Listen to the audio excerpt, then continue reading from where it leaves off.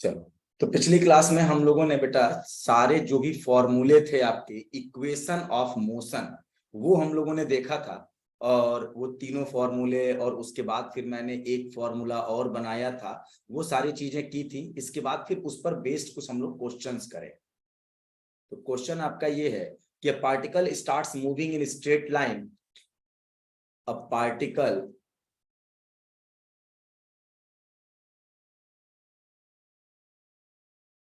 starts moving in a straight line with initial velocity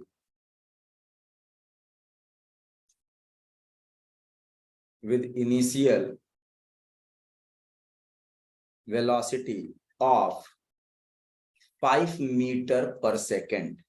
Its acceleration is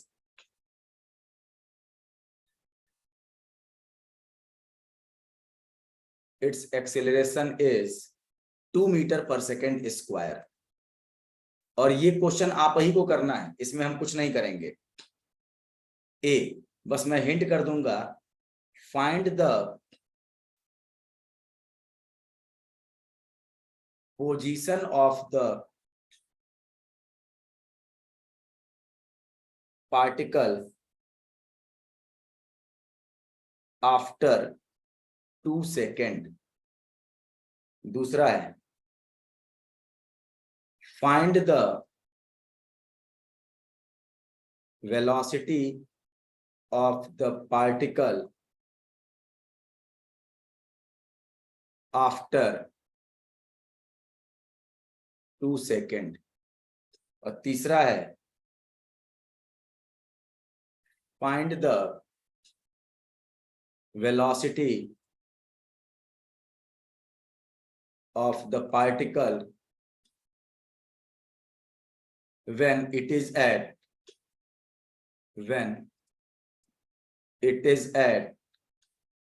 x equal to 6 metre. हमारी जो तीन equations थी उन्हीं तीनों इक्वेशन पर बेस्ड ये आपका सवाल है। पार्टिकल की इनिशियल वेलोसिटी आपको दिया गया है। पार्टिकल की इनिशियल वेलोसिटी जो u है या जिसको हम v नॉट बोलते थे वो दिया गया है 5 मीटर पर सेकेंड। और पार्टिकल का कांस्टेंट एक्सेलरेशन है 2 मीटर पर सेकेंड स्क्वायर। पहला क्वेश्चन आपका बोला जा रहा है position of the particle after 2 second. तो कौन सा इक्वेशन लगा लेंगे? पहले वाले के लिए x equal to we naught T plus 1/2 AT square use करके पहले इक्वेशन से सॉल्व कर लेंगे। और कब पूछा जा रहा है? After t equal to 2 second, मतलब 2 सेकेंड जैसे ही खत्म हो रहा है तब। इसका मतलब t इक्वल टू 2 सेकेंड पर ही हमें बात करनी है। तो इसमें हमारे पास v नॉट यहाँ पे पता है, a पता है, और t की वैल्यू हमें पुट करनी है कितना? 2 सेकेंड। सॉल्व करके निकाल लेंगे। दूसरा है find the velocity of the particle after 2 second. तो इस केस में हम दूसरा पहला formula v equal to we naught plus AT, और यहां पर भी हम t इक्वल टू क्या करेंगे? 2 सेकेंड यूज कर लेंगे। तीसरा find the velocity of the particle when it is at x equal to 6 metre. जब ये x इक्वल टू 6 मीटर पे है तो हमारे पास third equation v square equal to we not का स्क्वायर प्लस 2ax वाला। तो यहाँ पर आपको x की वैल्यू दी गई है 6 मीटर और v नॉट भी दिया है, a नॉट दिया है। सबको सॉल्व करके इससे कर लेंगे। इसमें मुझे नहीं लग रहा है कि कुछ बताने की जरूरत है। ये हो जाएगा ना? हो गया। ठीक, अगला क्वेश्चन। इसको क्वेश्चन को नोट कर लो आप जल्दी से। नोट हो गया है बेटा?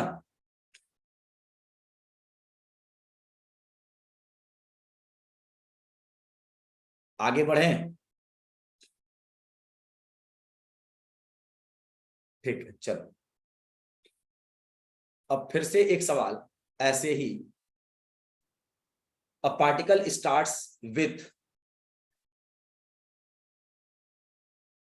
ठीक है। A particle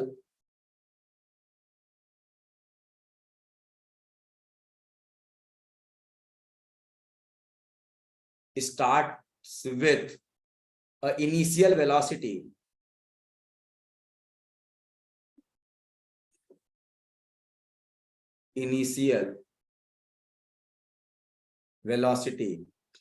of 2.5 meter per second along the positive x-axis direction, along the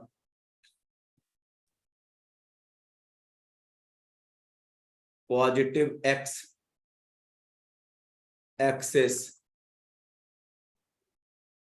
direction, and it accelerates uniformly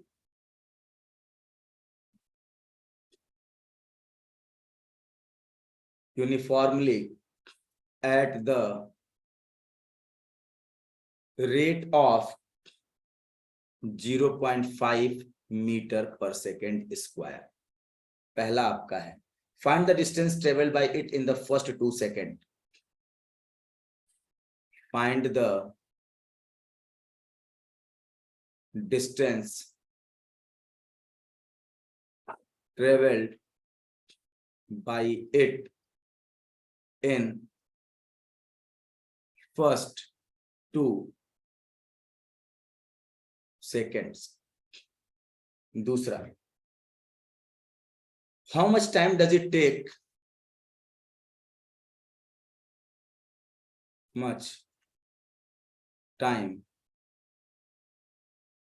does it take to reach the velocity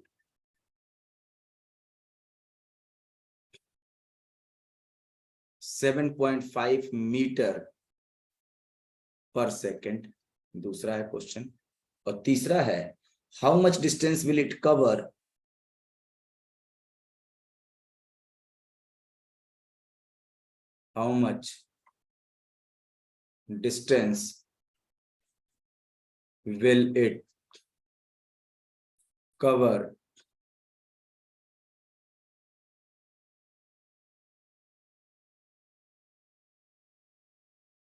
in reaching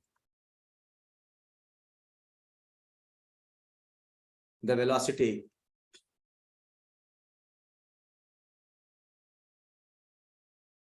(7.5 metre पर सेकेंड? ये क्वेश्चन भी वही वाली चीज है। आपको देखो शुरुआत में क्या दिया गया है,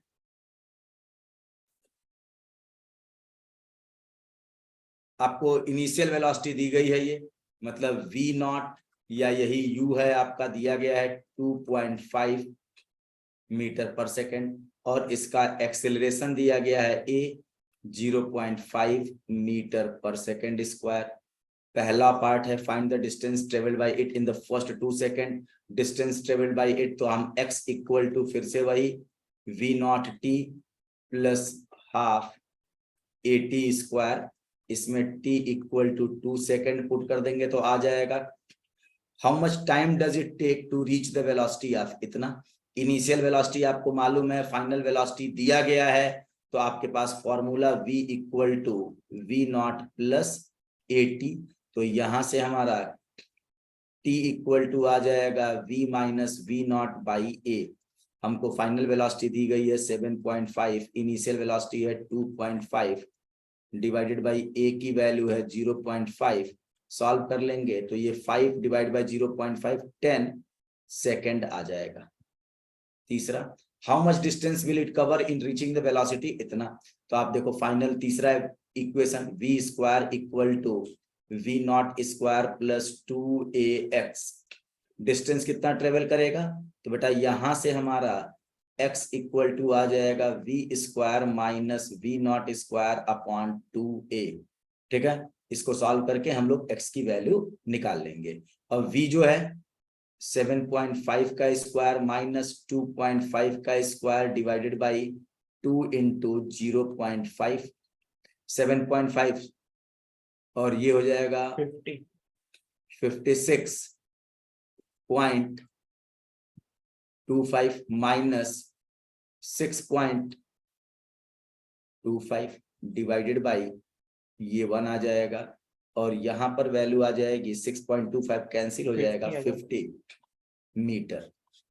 ठीक है, तो इस तरीके से ये वाला क्वेश्चन आपका हो जाएगा आराम से। फॉर्मूले जो मिलते हैं, जो फॉर्मूले बनाए गए हैं, उस पर क्वेश्चन जो होते हैं डायरेक्ट फॉर्मूला बेस्ड होता है, वो आराम से आप चीजों को कर सकते हो। ठीक है, अब हम लोग बात करेंगे आज की क्लास का जो हमारा मेन टारगेट है, ग्राफ के बारे में बात करना। ठीक है, तो पहला हमारे पास जो ग्राफ है, और ये आपका टॉपिक नंबर 8 होगा, और इसमें हम बात करेंगे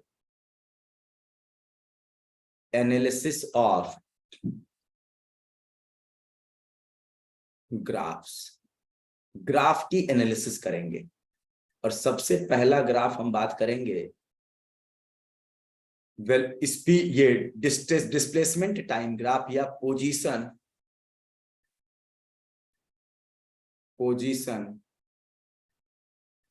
टाइम, जिसको बोलते हैं XT graph, position time graph. ठीक है, तो पोजीशन टाइम ग्राफ में हम लोग एक एक पॉइंट्स के बारे में पहले बात करते हुए चलेंगे।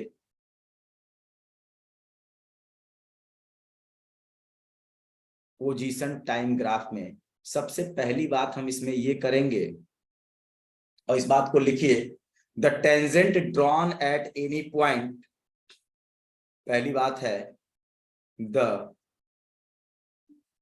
और ये सब कुछ हमने डिफरेंशिएशन में और इसके अलावा जितनी भी चीजें इसमें पढ़ी थी शुरुआत में, जो बेसिक कंसेप्ट इसके पढ़े थे, इनिशियल वेलोसिटी क्या होती है, आपका मतलब इंस्टेंटेनियस क्या होता है, एवरेज क्या होता है, ये सारी चीजें पढ़ी थी। वहां पर भी इन बात को हमने किया था। The tangent drawn at any point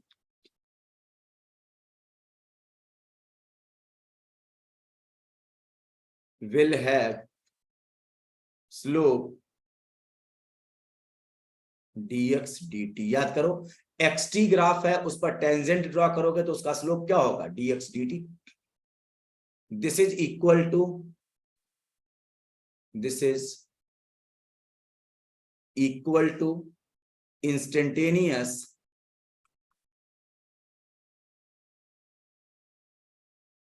this is equal to instantaneous velocity at that point। अगर आपके पास पोजीशन टाइम ग्राफ है और आपने उसके किसी पॉइंट पर टेंजेंट ड्रॉ कर दिया, तो उस टेंजेंट का स्लोप आपको क्या दे देगा, वेलोसिटी के बारे में देगा उस पॉइंट पर। और ये बात हम लोग करते थे, एक्सटी ग्राफ का स्लोप हमें, टेंजेंट का स्लोप हमें वेलोसिटी देता है।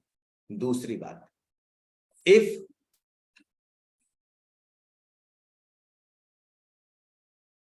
the slope is positive, velocity is in forward direction. अगर उस पार्टिकल मतलब उस ग्राफ पर अगर कहीं पर हमने टेंजेंट ड्रॉ किया और टेंजेंट का स्लोप पॉजिटिव है, तो वो आपको क्या देगा, फॉरवर्ड डायरेक्शन की वेलोसिटी के बारे में बात करेगा। If the slope is negative, velocity is in backward direction, और if the slope is 0, velocity is 0। अगर स्लोप 0 है तो वेलोसिटी भी वहां पर क्या होगी, 0 होगी। क्लियर हुई बात बेटा ये, इसमें कोई डाउट?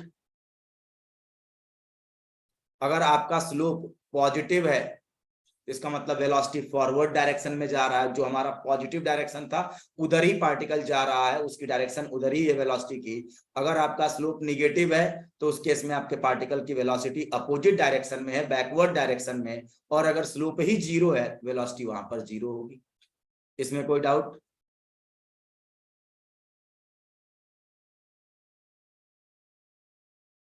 ठीक है, अब इसके बाद हम एक ग्राफ बना के और उसको देखेंगे। अब यहां पर मैं एक ग्राफ बना रहा हूं।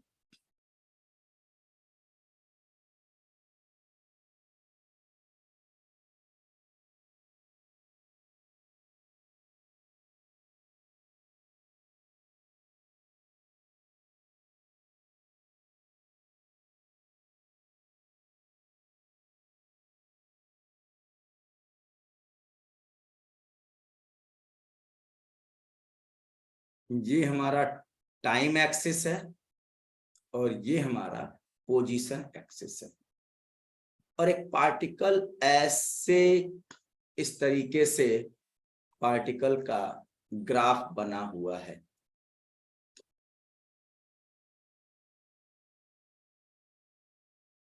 मान लो ऐसे, और कुछ पॉइंट्स है, ये पॉइंट है एक, ये एक पॉइंट है और एक ये पॉइंट है। हम 3 पॉइंट पर चीजों को देखने जा रहे हैं। सबसे पहले तो इन पॉइंट्स पर हम उनके नोटेशंस लिखें। मान लो इस पॉइंट पर टाइम जो है ये T1 है, इस पॉइंट का टाइम जो है T2 है और इस पॉइंट का टाइम T3 है। इस पॉइंट पर पार्टिकल की पोजीशन x1 है, इस पॉइंट पर पार्टिकल की पोजीशन x2 है और इस पॉइंट पर पार्टिकल की पोजीशन x3 है। ठीक है, अब xt ग्राफ है, हर एक पॉइंट पर हम स्लोप बनाएंगे, टेंजेंट ड्रॉ करेंगे। मान लो ये पॉइंट आपका A है, ये पॉइंट आपका B है और ये पॉइंट आपका C है। हम अब A पॉइंट पर टेंजेंट ड्रॉ करने जा रहे हैं। A पॉइंट पर टेंजेंट ड्रॉ करो, टचिंग लाइन, इसको टच करने वाली लाइन ऐसे बनेगी।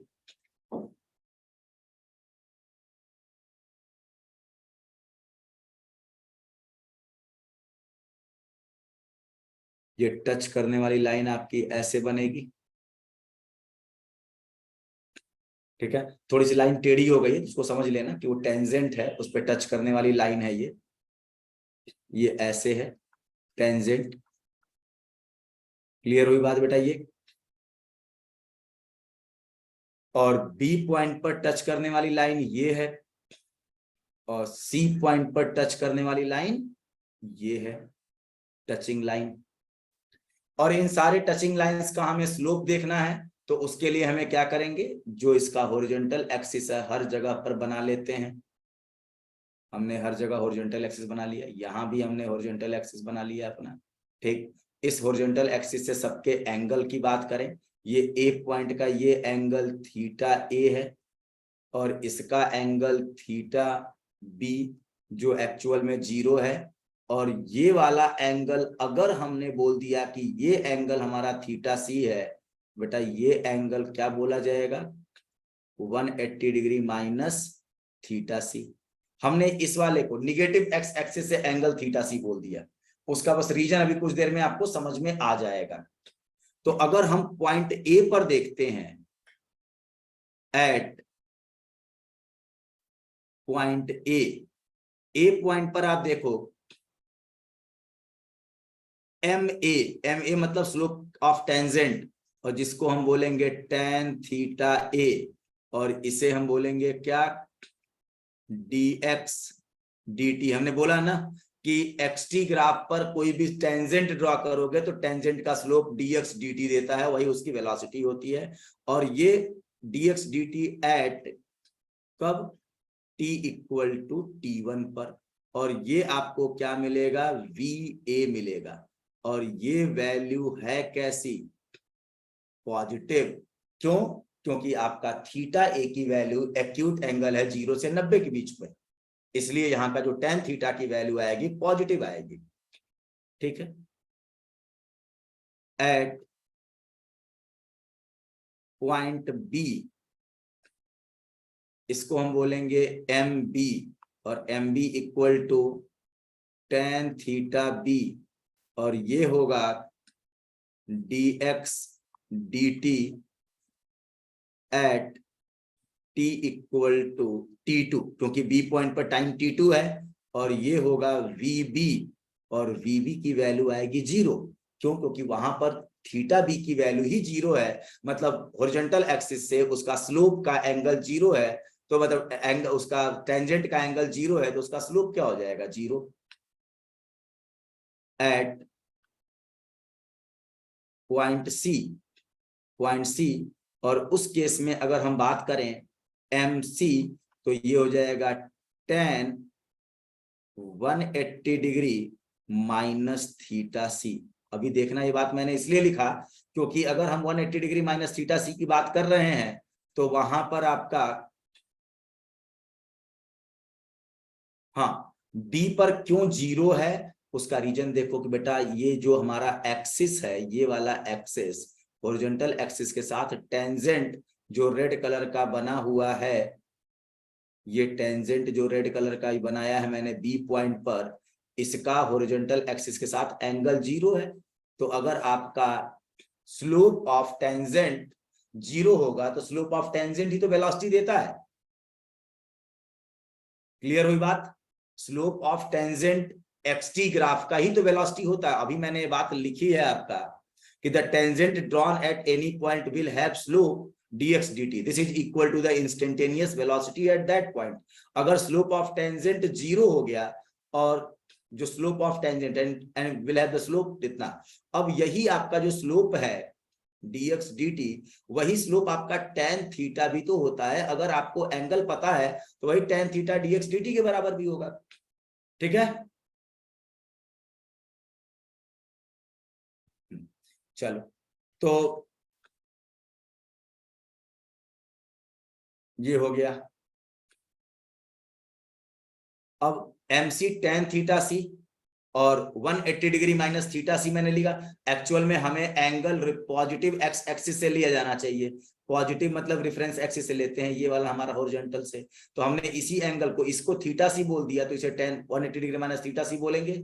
ठीक है, और tan 180 degree minus theta C equal to minus tan theta C हो गया। और माइनस tan थीटा सी का मतलब ये है कि आपकी वेलोसिटी निगेटिव हो गई। इस सी पॉइंट पर वेलोसिटी कैसी हो गई?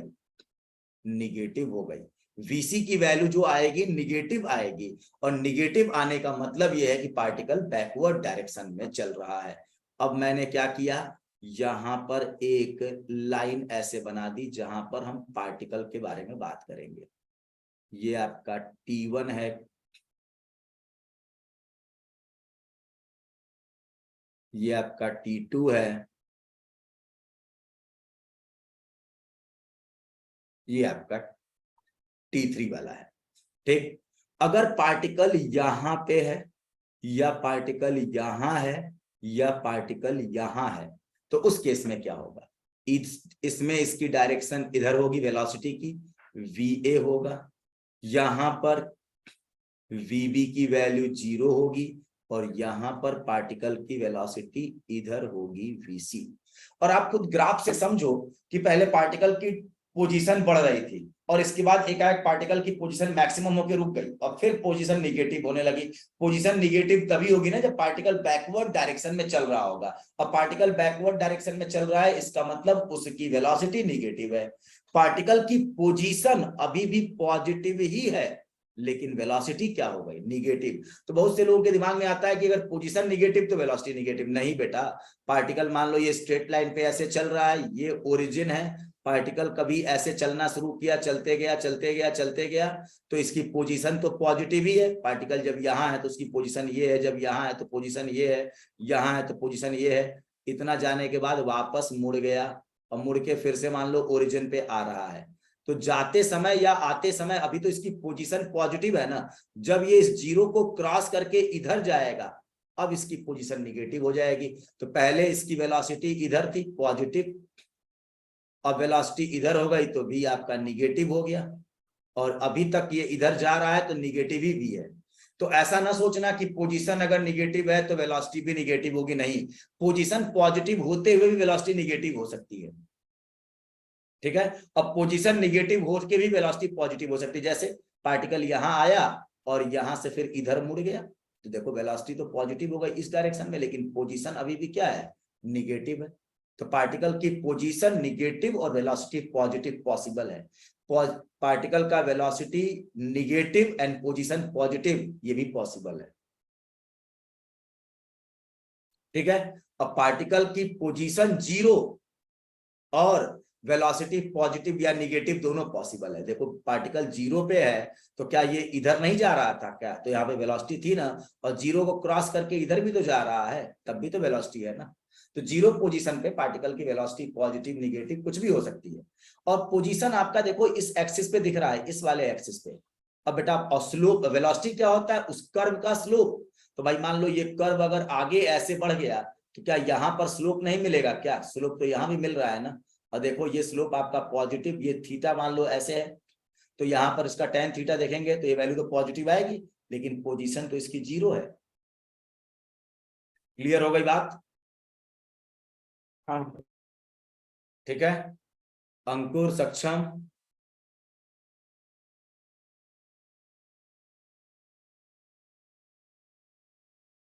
आगे बढ़े। ठीक है, आगे बढ़े। अब देखो तीसरा पॉइंट क्या होता है इसका।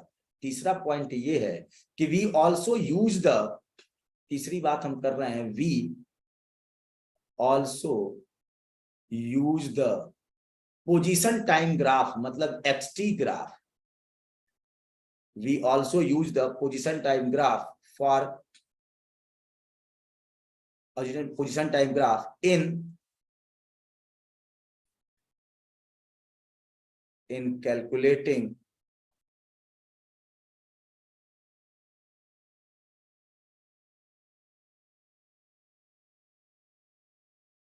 calculating the distance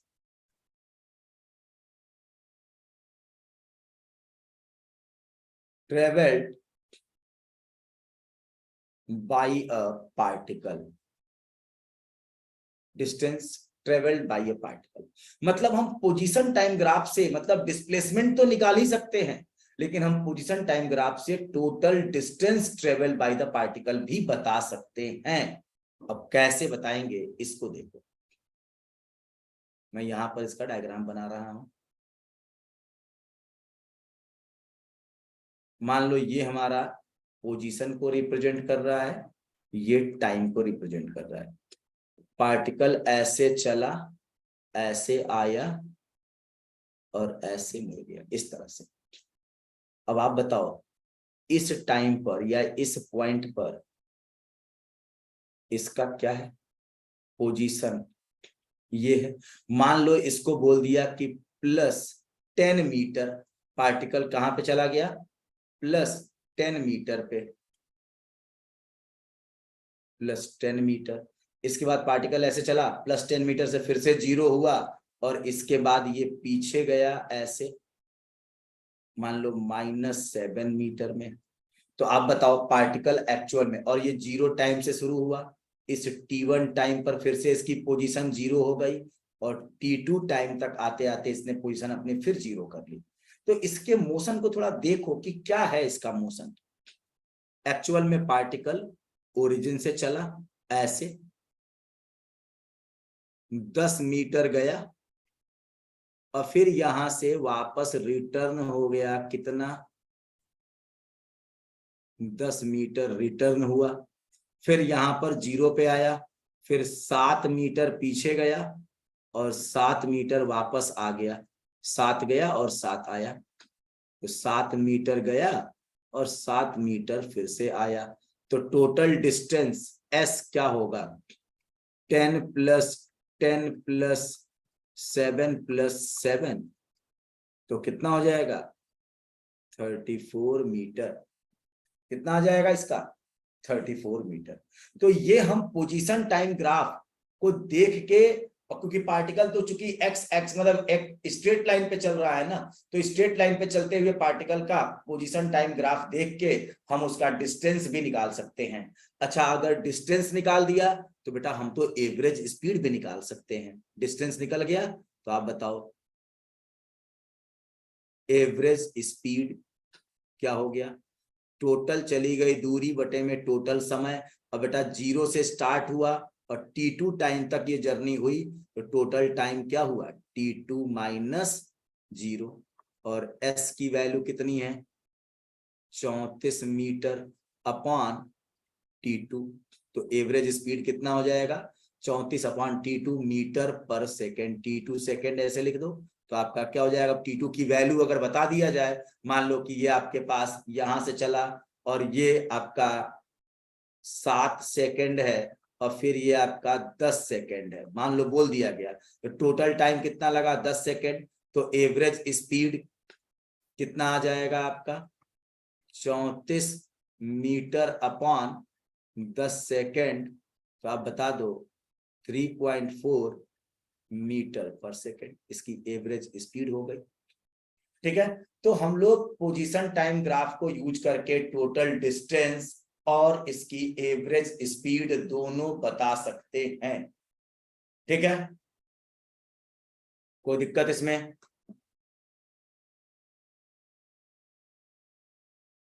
बोलिए। नहीं। हम्म,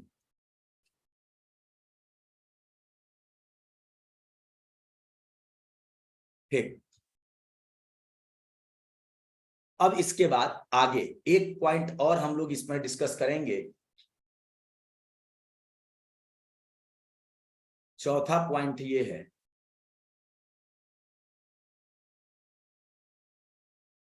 we can also use the XT graph for calculation of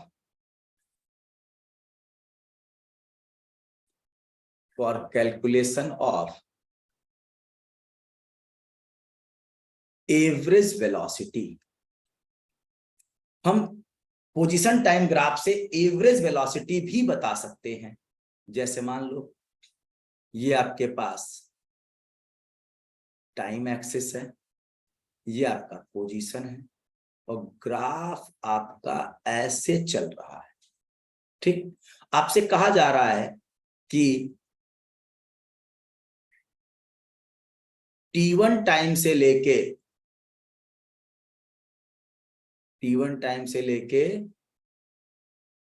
T2 time के बीच में आपके पार्टिकल की एवरेज वेलोसिटी क्या हुई? T1 टाइम पर पार्टिकल की पोजीशन है x1 और T2 पर इसकी पोजीशन है x2।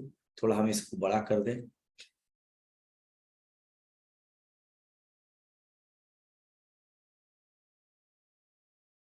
ये x T2 टाइम पर इसकी पोजीशन है, ये T1 पर इसकी पोजीशन है x1 और T2 पर इसकी पोजीशन है x2। तो याद करिए हम लोगों ने एक बात कही थी कि जो एवरेज रेट ऑफ चेंज होता है वो स्लोप ऑफ सेकंड देता है और instantaneous rate of change slope of tangent देता है। और टेंजेंट हमारी सेकंड के फैमिली का ही एक मेंबर है।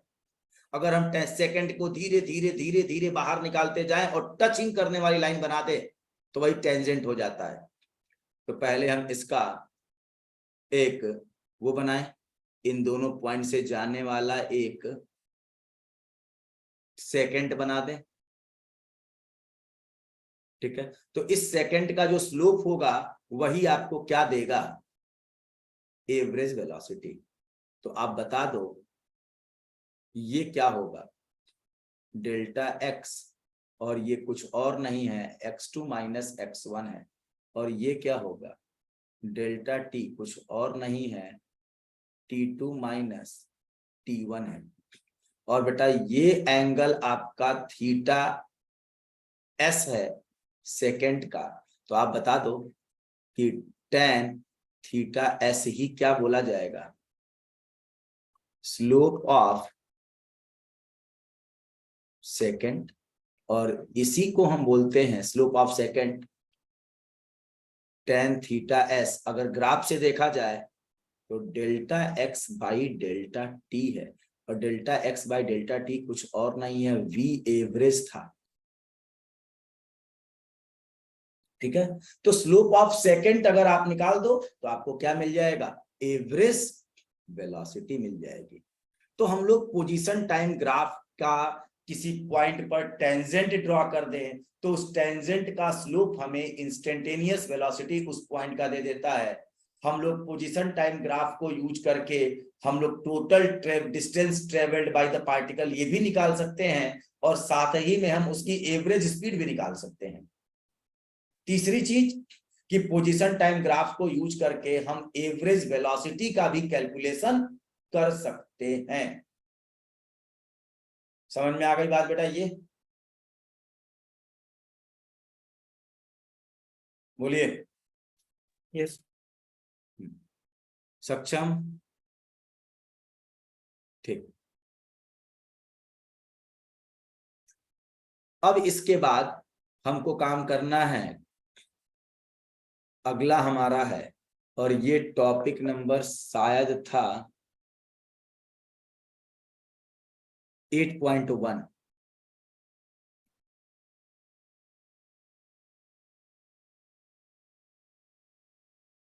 Topic number 8.1। अब हम बात करेंगे 8.2 की।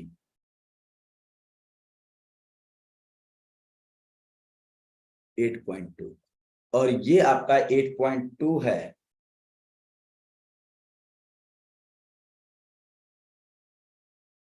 वेलोसिटी टाइम, जिसको शॉर्ट फॉर्म में हम बोलते हैं VT graph, velocity time graph, इसकी बात हम करेंगे। ठीक है, तो वेलोसिटी टाइम ग्राफ में भी पहला पॉइंट तो वही लिखेंगे जो बात हम लोगों ने इसमें बोली थी, tangent drawn at any point will have the slope. इसमें वही बात करेंगे, the tangent drawn at any point on VT graph will have slope dV dt। मतलब कभी भी अगर हम टेंजेंट ड्रॉ करते हैं VT ग्राफ पर किसी भी पॉइंट पर, तो हमें क्या मिलेगा, उसका जो स्लोप है वो स्लोप dV dt के बराबर होगा। ठीक है, और यही चीज this is equal to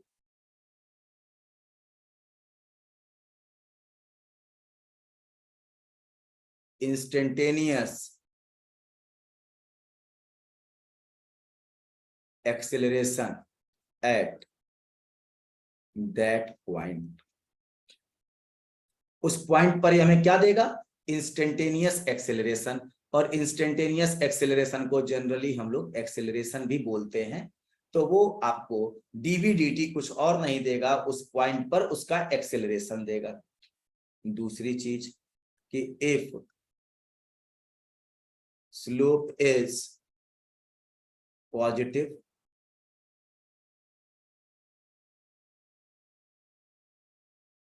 acceleration is in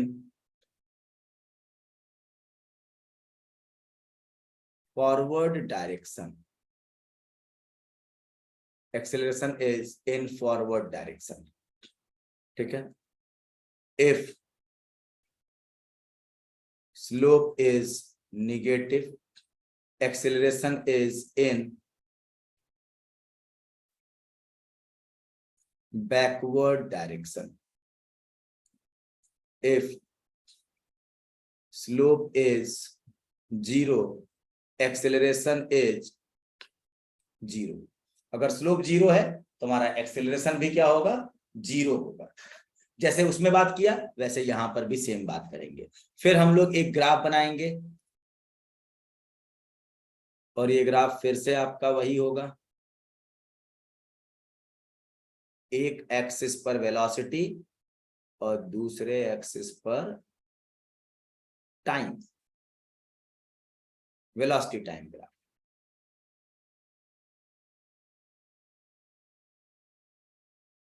ऐसे यहां पर हम देखें, यहां पर देखें और यहां पर देख लो, इन तीनों पॉइंट्स पर।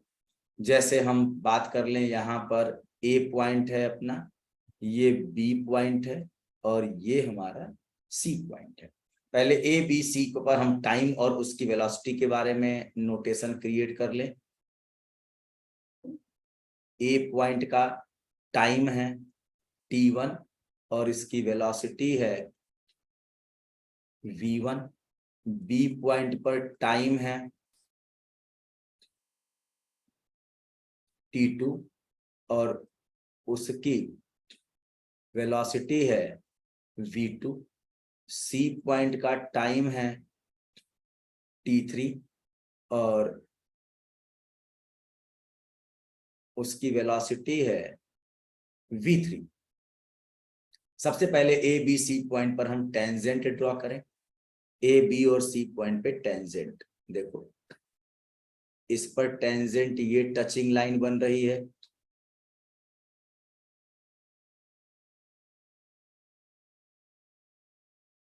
इस पर टेंजेंट ये टचिंग लाइन ऐसे बन रही है।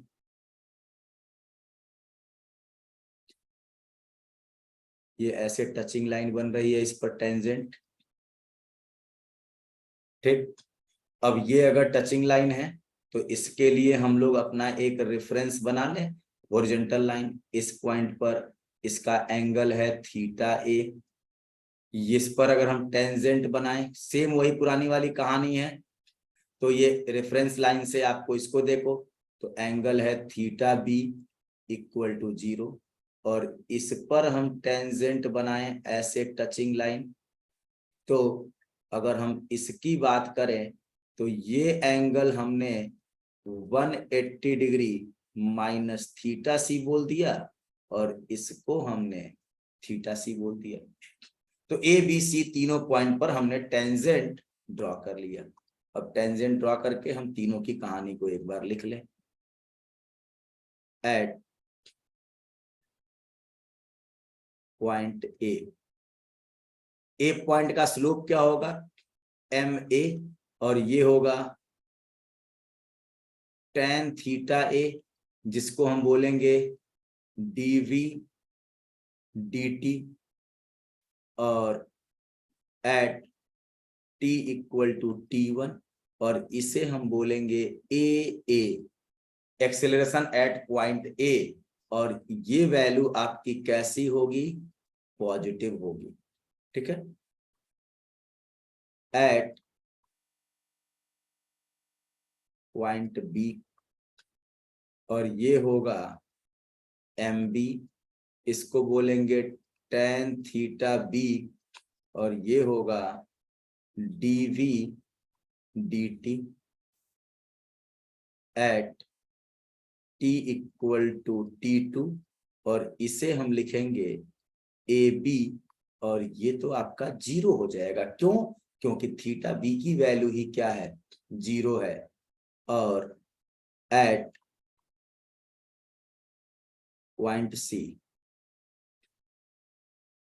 एम सी, ये क्या होगा, tan 180 degree minus theta C, इसको हम लिखेंगे माइनस tan थीटा सी, और अगर आप देखोगे तो ये हो जाएगा dv dt at t equal to t3, और ये हो जाएगा AC, और ये वैल्यू आपकी निगेटिव आएगी। क्यों? क्योंकि माइनस tan थीटा सी आपका निगेटिव वैल्यू है, तो उसका एक्सेलरेशन आपका क्या होगा, निगेटिव होगा। अब अगर हम यहाँ पर भी एक पार्टिकल का पाथ ट्रैक करें तो आप देखो इस पॉइंट पर क्या होने वाला है, इस पॉइंट पर क्या होने वाला है, इस पॉइंट पर क्या होने वाला है। ये और ये, यहां पर एक्सेलरेशन ए का इधर, यहां पर एक्सेलरेशन बी का 0 और यहां का एक्सेलरेशन AC अपोजिट। ठीक है, तो जब आप इस रेंज में थे, इस वाले रेंज में, तो आपका एक्सेलरेशन पॉजिटिव, यहां पर एक्सेलरेशन 0 और इस रेंज में आप हैं तो एक्सेलरेशन आपका निगेटिव आ रहा है। क्लियर हुई बात बेटा? ये इसका पॉजिटिव रीजन है और ये इसका निगेटिव रीजन है। मतलब एक्सेलरेशन आपका अपोजिट डायरेक्शन में लग रहा है। अपोजिट डायरेक्शन का मतलब निगेटिव डायरेक्शन। और एक चीज ध्यान रखिएगा, आगे हम इस बात को करेंगे कि एक्सेलरेशन निगेटिव होने का मतलब ये कतई नहीं होता है कि वेलोसिटी के अपोजिट डायरेक्शन में एक्सेलरेशन है, ये नहीं है। उस दोनों का मतलब अभी अलग है। निगेटिव एक्सेलरेशन, बच्चों के दिमाग में आता है कि अच्छा निगेटिव एक्सेलरेशन है, ये वेलोसिटी का मैग्नीट्यूड कम करेगा। नहीं, ये कम कर भी सकता है, नहीं भी कर सकता है। इसके बारे में अभी हम लोग इस पर बात करेंगे कुछ देर में, इसी के अंदर हम इस पर बात करने वाले हैं। ठीक है, क्लियर हुई बात बेटा? ये बोलिए। Yes.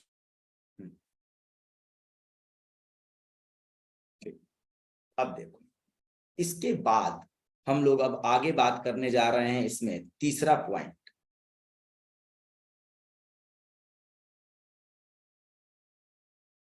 और तीसरा पॉइंट आपका ये है, ग्राफ का तीसरा पॉइंट, कि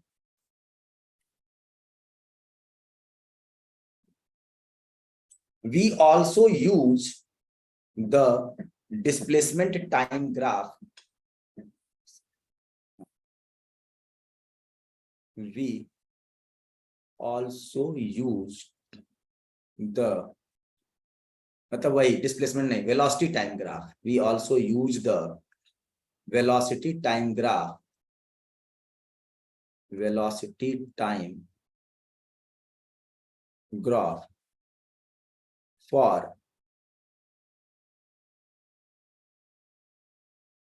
calculation of change in position. मतलब हम वेलोसिटी टाइम ग्राफ को पोजीशन के चेंज को कैलकुलेट करने के लिए भी ले सकते हैं। और याद करिए मैथमेटिकल टूल, मैंने आपको बताया था, मैथमेटिकल टूल पे मैं ले आ रहा हूं तुरंत अभी। देखो, जो मैथमेटिकल टूल हमने डिस्कस किया था कल की क्लास में, और वो क्या था वो देखो। हाँ, ये वाली चीज देखो, अगर आप वेलोसिटी टाइम ग्राफ पर हो, वेलोसिटी टाइम इक्वेशन पे हो, तो एक बार डिफरेंशिएट कर दो तो एक्सेलरेशन मिल जाएगा। स्लोप ऑफ टेंजेंट कुछ और नहीं है, डिफरेंशिएशन का ही ग्राफिकल मतलब है। अब अगर वेलोसिटी टाइम ग्राफ पे हो, एक बार इंटीग्रेट कर दो तो आपको पोजीशन टाइम ग्राफ के बारे में मिल जाएगा। और इंटीग्रेशन कुछ और नहीं होता है, एरिया अंडर द कर्व होता है। एरिया निकालने का तरीका, एरिया निकाल दो आपको एक प्रॉपर लिमिट के अंदर, तो वो आपको इंटीग्रेशन को परफॉर्म करता है। तो बस वही बात हम यहां पर करने जा रहे हैं।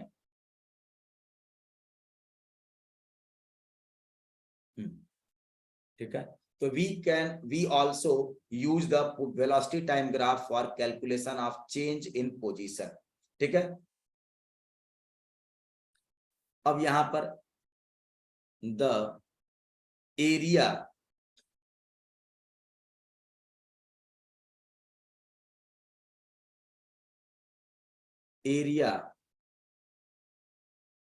Under VT graph within proper time limit gives the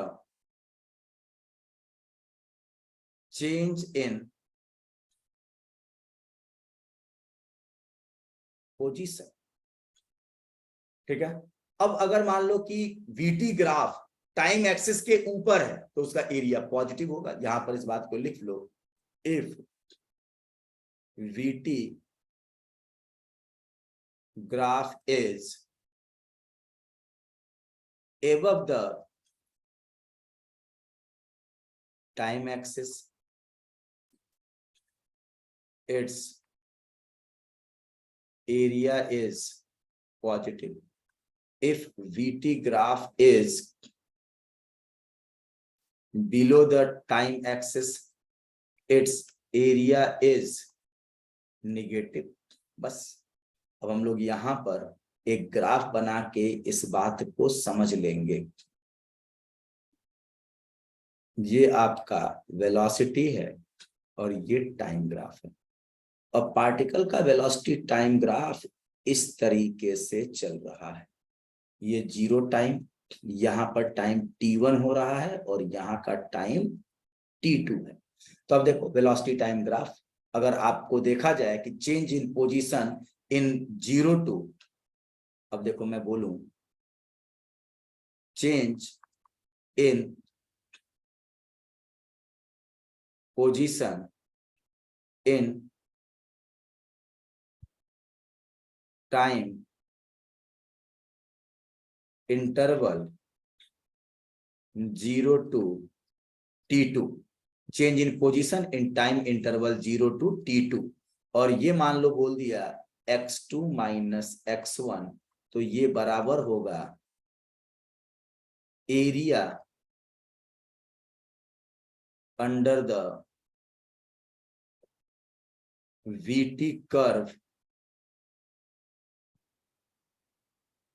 from t equal to 0 second to t equal to t2 second। और आप देखो यहां से थोड़ा सा कि बेटा अगर ये वाला एरिया आप देखो तो ये एरिया तो पॉजिटिव है, और मान लो इसको हमने बोल दिया A1, और ये एरिया आप देखिए ये एरिया तो बेटा निगेटिव है, ये वाला एरिया तो आपका निगेटिव होगा -A2, ये एरिया तो निगेटिव है। तो चेंज इन पोजीशन किसके बराबर हो जाएगा? अगर हम चेंज इन पोजीशन की बात करें x2 minus x1, अगर हम देखें तो ये क्या आ जाएगा A1 minus A2, A1 minus A2, change in position. अब बेटा अगर आपने वेलोसिटी टाइम ग्राफ दिया हुआ है और उससे आपने चेंज इन पोजीशन निकाल दिया, तो अगर हम V एवरेज की बात करें, V एवरेज, तो क्या लिख सकते हैं? चेंज इन पोजीशन कितना आ जाएगा x2 minus x1 upon time क्या है t2 minus 0, और x2 minus x1 कुछ और नहीं है, वो A1 minus A2 है, दोनों area divided by time t2 metre पर सेकेंड। हम चेंज इन पोजीशन तो निकाल ही सकते हैं, और साथ में वेलोसिटी टाइम ग्राफ को यूज करके हम एवरेज वेलोसिटी भी पता कर सकते हैं वहां से वहां तक, क्योंकि 0 से लेके t2 टाइम तक पार्टिकल के पोजीशन में कितना चेंज हुआ डिवाइड बाय कितना टाइम लगा, change in position divide by time ही आपका क्या होता है? V एवरेज होता है। क्लियर हुई बात? अब देखो बेटा अगर मान लो कि आपका ये एरिया निगेटिव पॉजिटिव है और ये एरिया निगेटिव है, तो याद करो कि वेलोसिटी और स्पीड में अंतर क्या है? Speed is the magnitude of velocity, speed is the magnitude of velocity.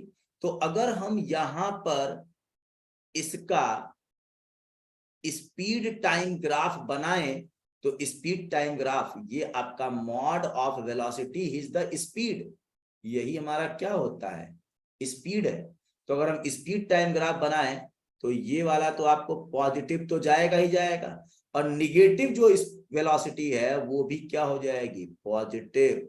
इसका मतलब ये है कि स्पीड आपको अगर मालूम है तो अब देख लो टोटल चली गई दूरी कितनी होगी। अगर ये एरिया आपका A1 है और ये एरिया A2 है, तो आप बताओ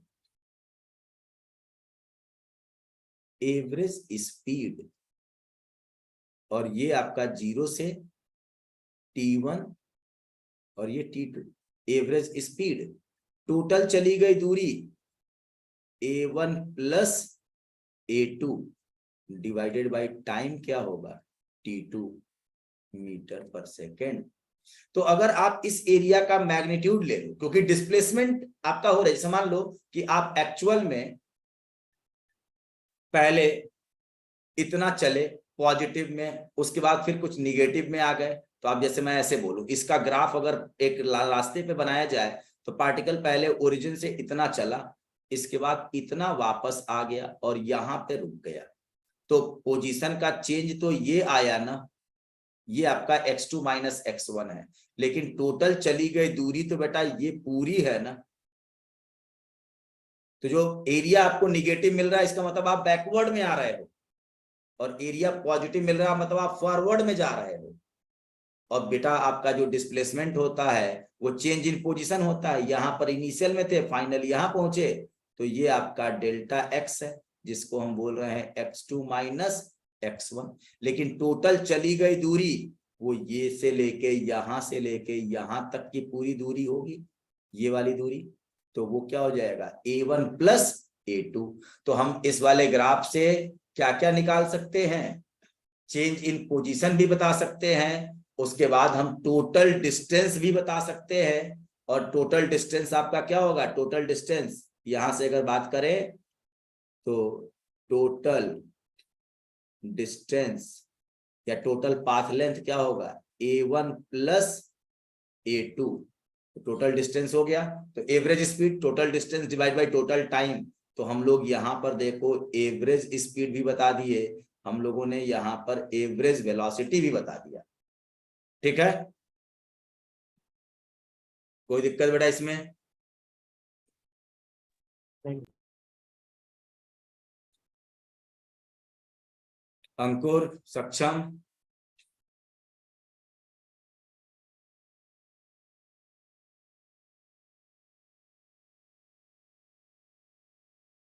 ठीक, अब इसके बाद यहां पर हम लोग अगले पॉइंट पर आएंगे, और अगला पॉइंट हम लोगों का है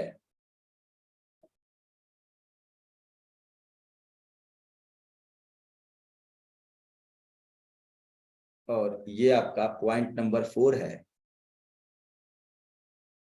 we can also use the velocity time graph to find the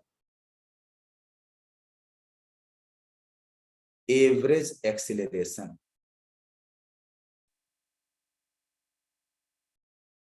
ठीक है, हम एवरेज एक्सीलरेशन भी पता करने के लिए वेलोसिटी टाइम ग्राफ का इस्तेमाल कर सकते हैं, और ये बात हम लोगों ने पीछे सीखी है।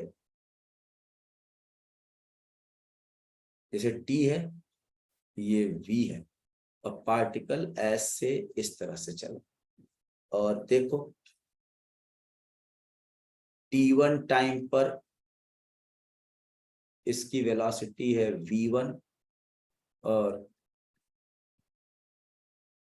t2 टाइम पर इसकी वेलोसिटी है v2। तो अगर हम इस पॉइंट से इस पॉइंट के बीच में या t1 से लेके t2 के बीच में एवरेज एक्सीलरेशन निकालना चाहते हैं, तो हमें क्या करना पड़ेगा, एक सेकंड बनाना पड़ेगा जो इनसे होके जाए। ठीक, और यही आपका सेकंड है, और सेकंड का ये वाला आपका क्या है, डेल्टा टी, और ये क्या है, डेल्टा वी। और अगर ये एंगल थीटा एस है, तो slope of second equal to क्या हो जाएगा, tan थीटा एस, और ये क्या हो जाएगा, delta we by delta T, और ये कुछ और नहीं है, एवरेज एक्सेलरेशन होता है, या ए एवरेज। क्लियर हुई बात बेटा ये? तो हम लोग वेलोसिटी टाइम ग्राफ को यूज करके एवरेज एक्सेलरेशन भी बता सकते हैं। कोई बात, कोई दिक्कत बेटा इसमें?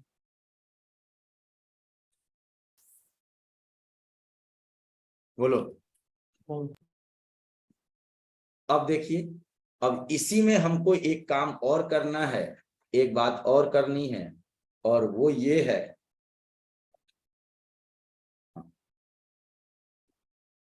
ठीक है,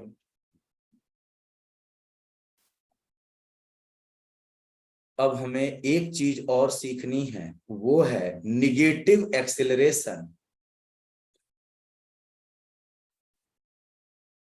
निगेटिव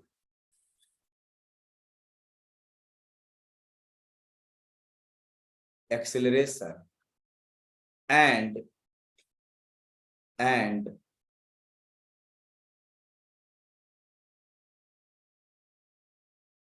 रिटार्डेशन।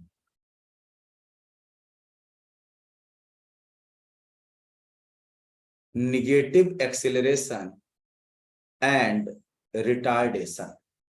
अब देखो निगेटिव एक्सेलरेशन एंड रिटार्डेशन क्या है। निगेटिव एक्सेलरेशन सिंपली वो एक्सेलरेशन है जो आपकी एज्यूम्ड निगेटिव डायरेक्शन में लग रहा है। बस आपने एक पॉजिटिव डायरेक्शन बनाई थी, एक निगेटिव डायरेक्शन बनाई थी, एक फॉरवर्ड डायरेक्शन, एक बैकवर्ड डायरेक्शन। अगर कोई भी एक्सेलरेशन बैकवर्ड डायरेक्शन में, निगेटिव डायरेक्शन में अगर अप्लाई किया जा रहा है तो वो निगेटिव एक्सेलरेशन है। बस सिंपल सी बात, ठीक है। तो निगेटिव एक्सेलरेशन मतलब the acceleration applied in negative direction is negative acceleration.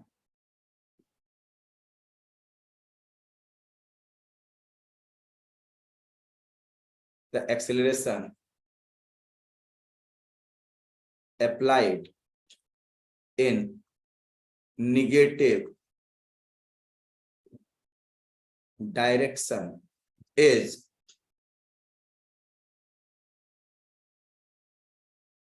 negative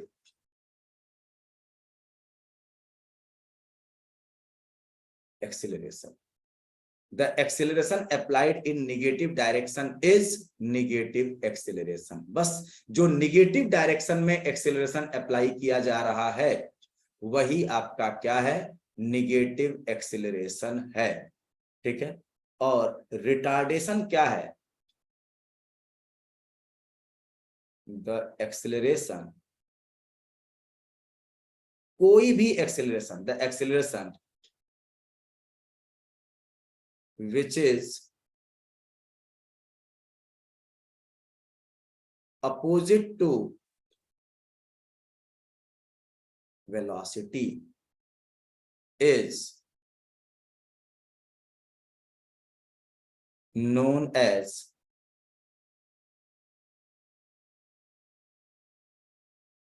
retardation. The acceleration which is opposite to velocity is known as retardation. जो वेलोसिटी के अपोजिट डायरेक्शन में है उसे हम क्या बोलते हैं, रिटार्डेशन। अब देखो मैं एक यहां पर एक ट्रैक बना रहा हूं और उस पर पार्टिकल को ऐसे चलता हुआ मैं दिखा रहा हूं।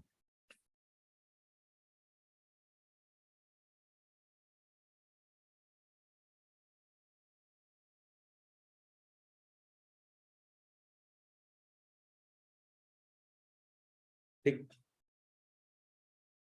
यहां पर मैं बोल रहा हूं t इक्वल टू 0, यहां बोल रहा हूं t इक्वल टू t1, यहां मैं बोल रहा हूं t इक्वल टू t2, और ये भी time t equal to t2 है, ये time t equal to t3 है, और ये t इक्वल टू t4 है, ठीक है।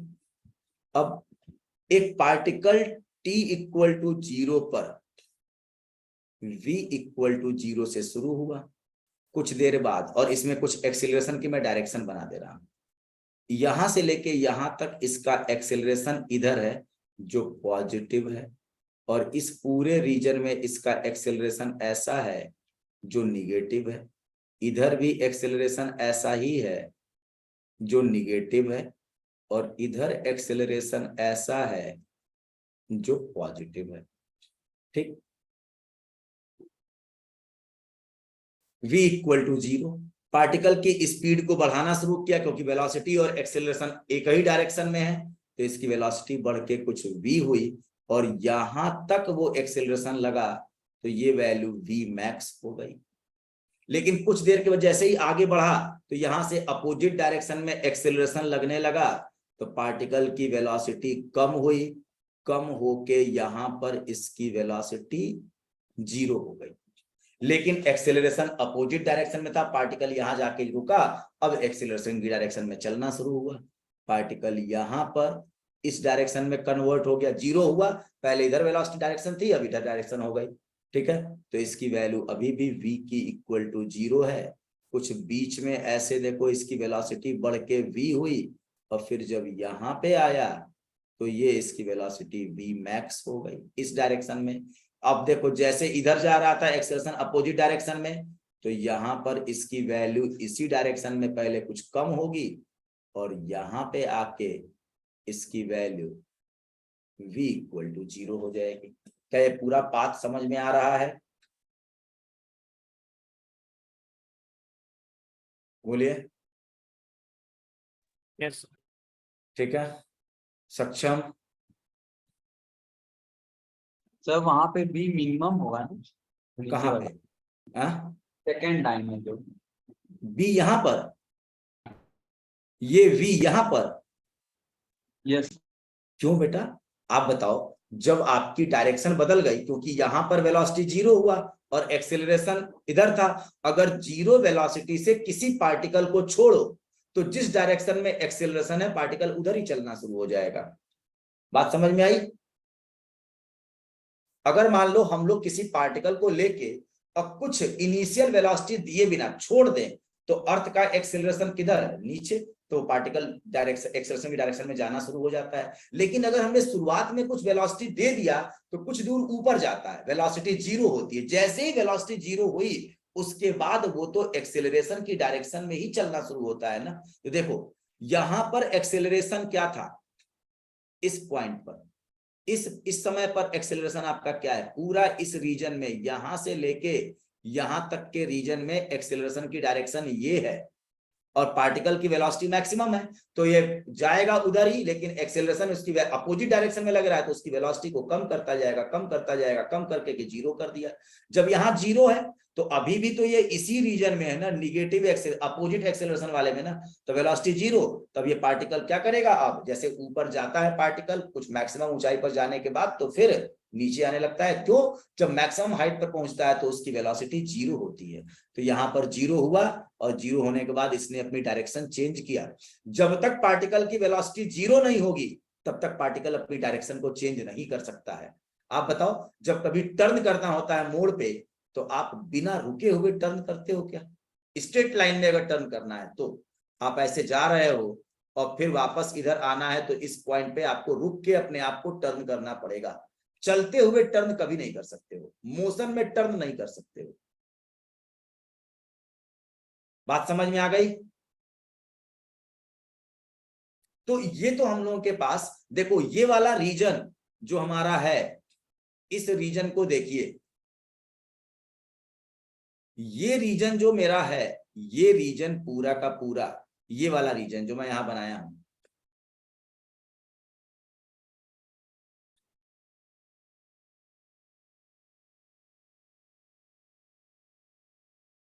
ये रीजन जो है, ये पूरा रीजन यहां से लेके यहां तक का पूरा रीजन निगेटिव एक्सेलरेशन का है। ये पूरा रीजन कैसा है? निगेटिव एक्सेलरेशन का है। स्लोप यहां पर निगेटिव होगा, लेकिन आप देखो इसमें केवल यही पार्ट पोर्शन ऐसा है जहां पर वेलोसिटी और एक्सेलरेशन अपोजिट डायरेक्शन में है। मतलब ये रीजन में आप देखो वेलोसिटी और एक्सेलरेशन अपोजिट डायरेक्शन में है। इस रीजन में आपका वेलोसिटी और एक्सेलरेशन, वेलोसिटी यहां से लेके यहां तक वेलोसिटी और एक्सेलरेशन अपोजिट डायरेक्शन में है, तो ये एक्सेलरेशन आपका रिटार्डेशन भी बोला जाएगा। ये निगेटिव ही है, लेकिन यहां पर देखो ये केवल और केवल निगेटिव एक्सेलरेशन है, और इसमें वेलोसिटी और एक्सेलरेशन सेम डायरेक्शन में है, तो निगेटिव एक्सेलरेशन भी वेलोसिटी के मैग्नीट्यूड को बढ़ा रहा है। मतलब जो वेलोसिटी के मैग्नीट्यूड को बढ़ाए, या सिंपल शब्दों में जो स्पीड को बढ़ाए, वो एक्सेलरेशन है। और जो स्पीड को कम करे वही रिटार्डेशन होता है। पॉजिटिव और निगेटिव डायरेक्शन तो ये हमारी एज्यूम डायरेक्शन है ना, कि हमने कहा है कि भाई हम इधर जाएंगे तो पॉजिटिव बोलेंगे, इधर जाएंगे तो निगेटिव। ये तो वेक्टर का नोटेशन है, क्योंकि एक स्ट्रेट लाइन में दो ही तरह के वेक्टर हो ही सकते हैं, तो वो तो वेक्टर का नोटेशन है। वो पॉजिटिव और निगेटिव डायरेक्शन को रिप्रेजेंट कर रहा है।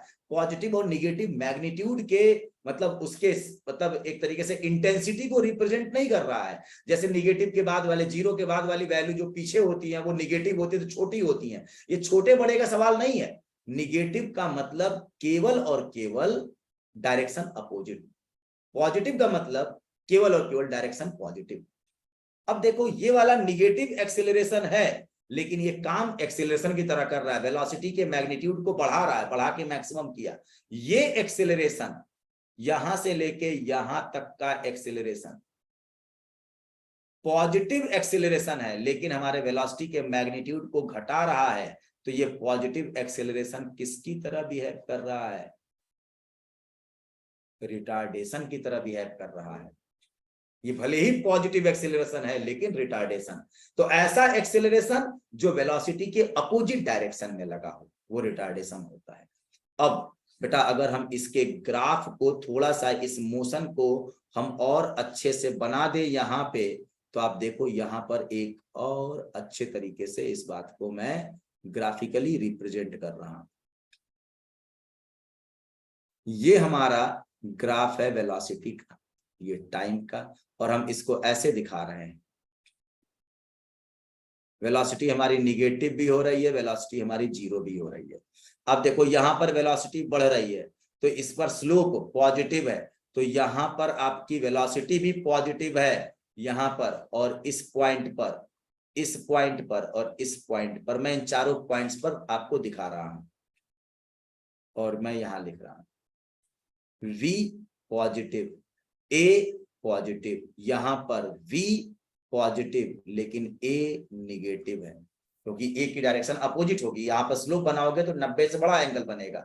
यहां पर V निगेटिव, A भी निगेटिव, और यहां पर आपका V निगेटिव लेकिन A पॉजिटिव, स्लोप इसका पॉजिटिव है। तो बेटा ये रीजन आपका किसको शो कर रहा है? रिटार्डेशन को।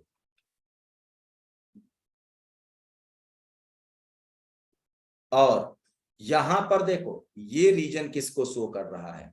रिटार्डेशन को। ये दोनों के दोनों रिटार्डेशन को शो कर रहे हैं। और ये वेलोसिटी टाइम ग्राफ है। और मैंने आपसे कहा था कि वेलोसिटी टाइम ग्राफ से आप अगर एक्सीलरेशन, ये स्पीड टाइम ग्राफ बना लो तो और बढ़िया आपको चीजें मिल जाएंगी। अगर हम इसको बोले कि अब हम स्पीड टाइम ग्राफ बनाना चाहते हैं, तो देखो हमारा स्पीड टाइम ग्राफ, अगर हम इस एक्सिस को मॉड ऑफ वी बोल दें, मॉड ऑफ वी ही हमारा क्या होता है? स्पीड।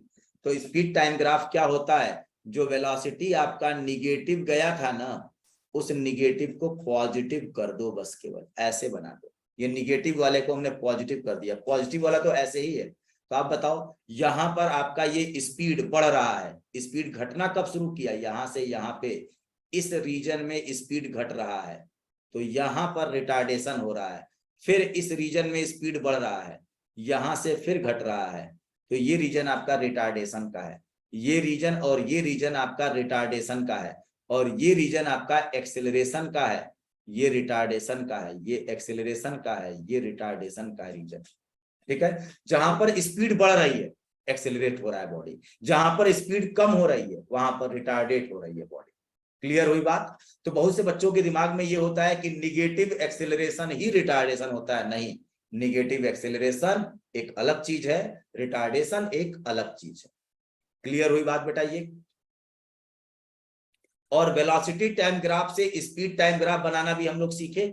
स्पीड कभी भी निगेटिव एक्सिस पे नहीं जा सकता, मतलब स्पीड कभी निगेटिव नहीं होता, स्पीड केवल मैग्नीट्यूड ऑफ वेलोसिटी है। यहां पर बेटा निगेटिव इसलिए गया क्योंकि डायरेक्शन वेलोसिटी की निगेटिव हो सकती है। अब बस जो वेलोसिटी निगेटिव है ना, उसको उठा के मिरर इमेज बना दो ऊपर की तरफ, जो निगेटिव वाला है वही आपका एक्सेलरेशन। तो मॉड का ग्राफ बनाना तो सिखाया है, तो इसका मॉड का ग्राफ बना दो बस केवल। जो वेलोसिटी पॉजिटिव है तो वैसे रहेगा, निगेटिव वाला भी पॉजिटिव हो जाएगा। क्लियर?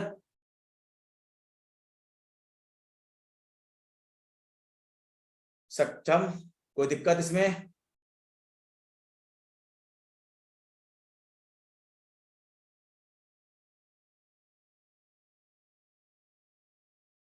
ऋषभ? ठीक है? हाँ। ठीक।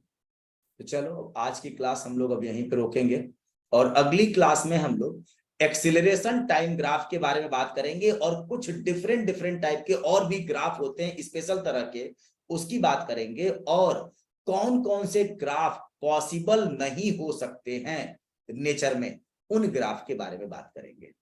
ठीक है? इसके बाद तो फिर हम लोग अपनी आगे ग्राफिकल एनालिसिस को और कंटिन्यू करेंगे, डिफरेंट डिफरेंट केसेस लेके हम अपने ग्राफिकल एनालिसिस को आगे बढ़ाएंगे और जो हमारी वो तीनों इक्वेशंस थी v equal to we naught plus A T और x equal to we naught T plus half A T square और v square equal to we naught square plus 2ax, इनको ग्राफिकली भी हम एक बार प्रूव करेंगे और prove करने के बाद कुछ क्वेश्चंस ग्राफिकल मेथड से सॉल्व करेंगे और इसके बाद तो फिर आएंगे concept of average velocity. Average velocity concept काफी इंपॉर्टेंट है, कई क्वेश्चंस पूछे जाते हैं हर साल, पिछले साल भी जेई में भी और नीट में भी सवाल एवरेज वेलोसिटी पर पूछे गए थे।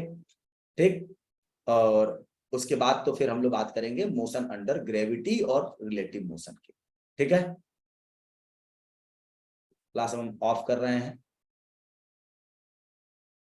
ठीक।